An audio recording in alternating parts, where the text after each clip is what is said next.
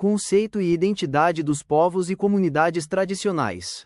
Povos e comunidades tradicionais são grupos culturalmente diferenciados que se reconhecem como tais e possuem formas próprias de organização social. Esses grupos ocupam e usam territórios e recursos naturais como condição essencial para sua reprodução cultural, social, religiosa e econômica. A reprodução desses povos é baseada em conhecimentos, inovações e práticas gerados e transmitidos pela tradição. O Estado brasileiro reconhece oficialmente 28 segmentos de povos e comunidades tradicionais, incluindo quilombolas, ciganos, caiçaras e ribeirinhos. A autoidentificação é o critério fundamental para a definição desses grupos, conforme estabelecido pela Convenção número 169 da OIT. A existência desses grupos está presente em todos os biomas brasileiros, contribuindo para a conservação da biodiversidade. Os povos tradicionais desempenham um papel vital na regulação do clima e na manutenção da vida global devido à sua relação com a natureza. As comunidades tradicionais utilizam tecnologias simples e de baixo impacto, apropriadas às condições de solo e clima. Muitas vezes, as políticas públicas para a maioria da população não alcançam esses grupos, gerando demandas específicas por direitos territoriais e saúde. A relação desses povos com o território é frequentemente de uso comum ou coletivo, onde a terra é um bem compartilhado. Direitos territoriais e posse da terra. A Constituição Federal de 1988 reconhece os direitos originários dos indígenas sobre as terras que tradicionalmente ocupam. Compete à União demarcar, proteger e fazer respeitar todos os bens e terras indígenas. As terras indígenas são destinadas à posse permanente e ao usufruto exclusivo das riquezas do solo, rios e lagos nelas existentes. O Supremo Tribunal Federal, STF, decidiu pela inconstitucionalidade da tese do marco temporal, garantido o direito às terras independentemente da posse em 1988.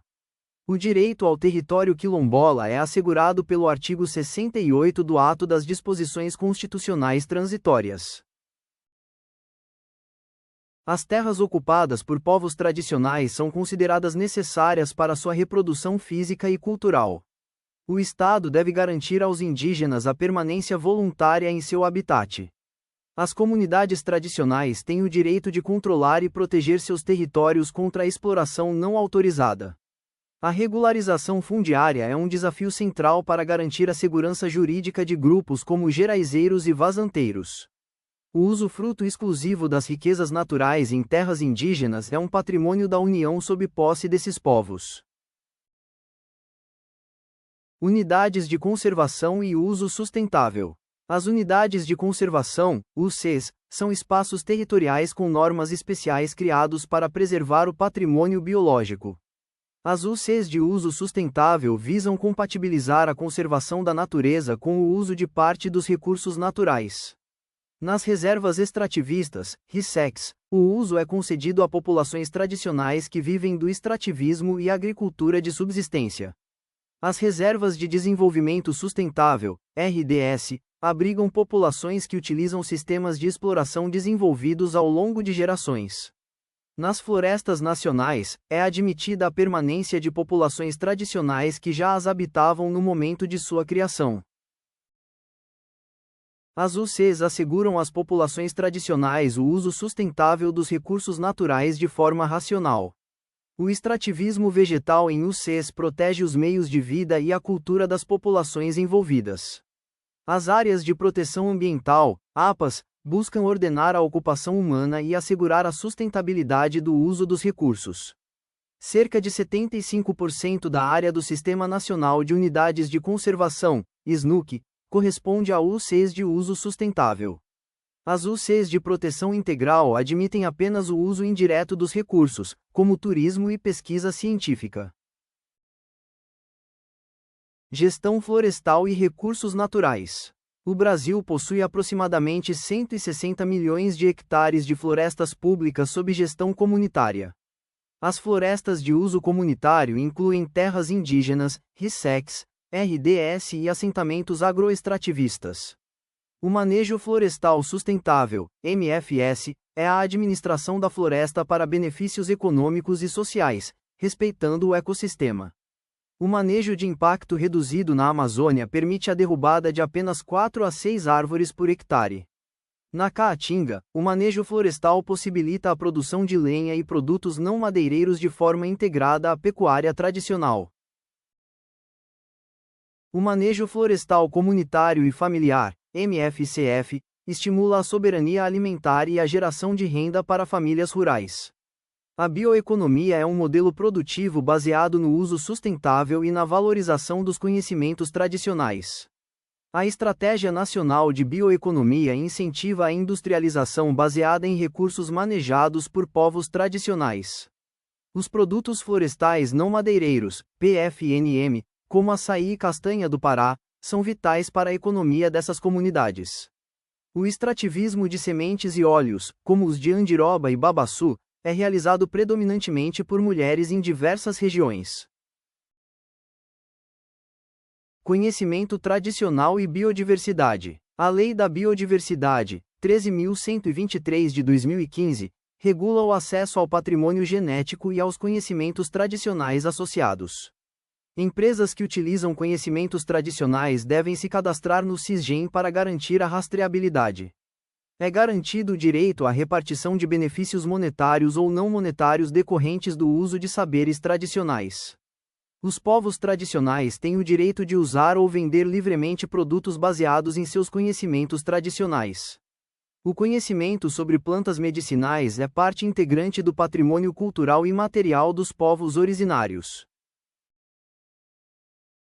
A medicina tradicional indígena é um sistema autônomo baseado na evocação de palavras e no uso de ervas e rituais. A Convenção para a Salvaguarda do Patrimônio Cultural Imaterial da Unesco protege as práticas e representações desses grupos. O acesso ao patrimônio genético em terras tradicionais requer o respeito às normas éticas das próprias comunidades. As comunidades têm o direito de proteger sua propriedade intelectual sobre manifestações de suas ciências e tecnologias. Os conhecimentos tradicionais são frequentemente transmitidos por oralidade entre gerações, preservando segredos ancestrais. Direito à consulta e participação. A Convenção número 169 da OIT impõe ao Estado a obrigação de consultar povos tradicionais sobre medidas que os afetem. A consulta deve ser livre, prévia, informada e de boa-fé, visando obter o consentimento das comunidades. O protocolo de consulta é um instrumento criado pelas próprias comunidades para definir como desejam ser consultadas. Esses protocolos expressam o princípio da autodeterminação, permitindo a auto-organização social e política. As comunidades têm o direito de intervir em decisões sobre projetos e obras que impactem seus modos de vida. A consulta deve ocorrer antes da tomada de qualquer decisão que possa impactar o território ou direitos do povo. A participação deve ser feita por meio de instituições representativas escolhidas pelas próprias comunidades. A DPU presta apoio jurídico na elaboração desses protocolos, garantindo que as culturas e tradições sejam respeitadas. O direito à consulta é classificado pela Corte Interamericana como um princípio geral do direito internacional. Os povos têm o direito de definir suas próprias prioridades de desenvolvimento e bem-estar espiritual. Proteção jurídica e direitos humanos. Os povos indígenas são considerados partes legítimas para ingressar em juízo em defesa de seus interesses. A omissão de socorro em emergências de saúde em aldeias pode gerar denúncias graves no Disque 100. A Lei de Abuso de Autoridade protege os indígenas contra ações ilegais de agentes públicos em seus territórios. Os indígenas têm direito a um júri especial que considere seus costumes e tradições durante julgamentos. É garantida a isenção tributária sobre bens e rendas que compõem o patrimônio indígena. Os indígenas que vivem em áreas urbanas podem solicitar isenção de IPTU com base em sua dignidade e preservação cultural. O uso da internet para comercializar artesanato e remédios tradicionais é uma expressão de evolução cultural e tecnológica protegida. As mulheres indígenas possuem proteção específica contra a violência de gênero e garantia de participação equitativa. O Código Penal estabelece proteções rigorosas para menores indígenas, independentemente de tradições culturais locais. O direito à educação escolar específica e diferenciada garante o uso das línguas maternas e processos próprios de aprendizagem. Saúde e medicina tradicional. Os indígenas têm direito a um sistema de saúde específico que respeite seus conhecimentos ancestrais. É assegurado o uso da medicina tradicional indígena, incluindo práticas naturais de cura e farmácias vivas. A legislação permite que o indígena escolha entre o tratamento convencional ou a medicina tradicional. A implantação de laboratórios de manipulação de fitoterápicos em aldeias é uma meta incentivada pelo Ministério da Saúde. O conhecimento dos pajés e raizeiros sobre plantas medicinais é reconhecido como fundamental para a saúde pública integrada. A formação de agentes indígenas de saúde busca facilitar a transmissão do conhecimento ancestral nas comunidades.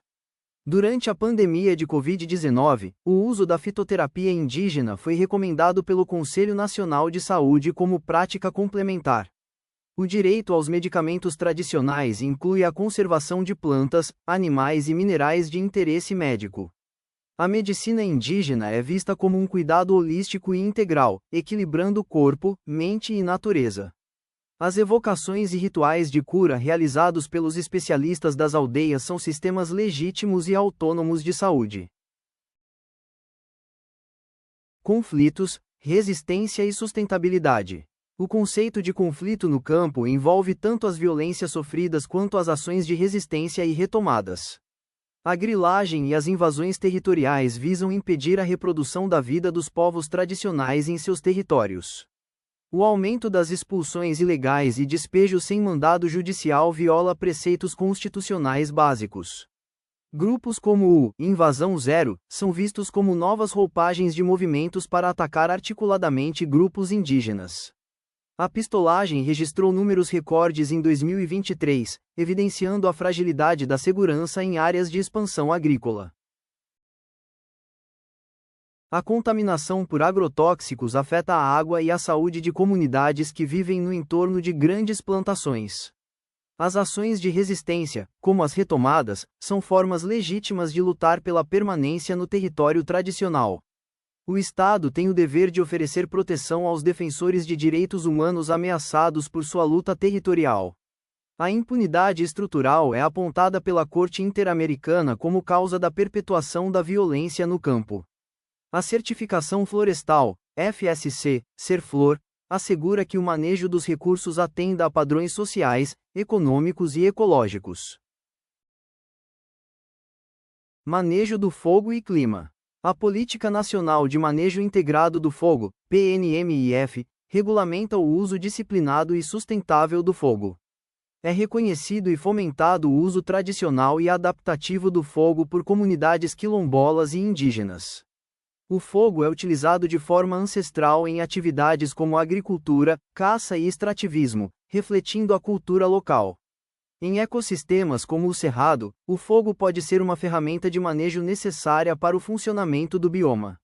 O manejo tradicional busca reduzir a intensidade e o impacto de incêndios florestais descontrolados. A política de fogo exige a integração de aspectos ecológicos, sociais e técnicos para a prevenção de desastres. Povos tradicionais atuam como guardiões que monitoram e utilizam o fogo para a manutenção da biodiversidade. A PNMIF diferencia o fogo não controlado, incêndio, do uso controlado para fins de subsistência. Práticas agrosilvipastoris que substituem o fogo perigoso são incentivadas por meio de assistência técnica. O planejamento participativo nas aldeias é essencial para a adoção de medidas de segurança contra incêndios sucessivos.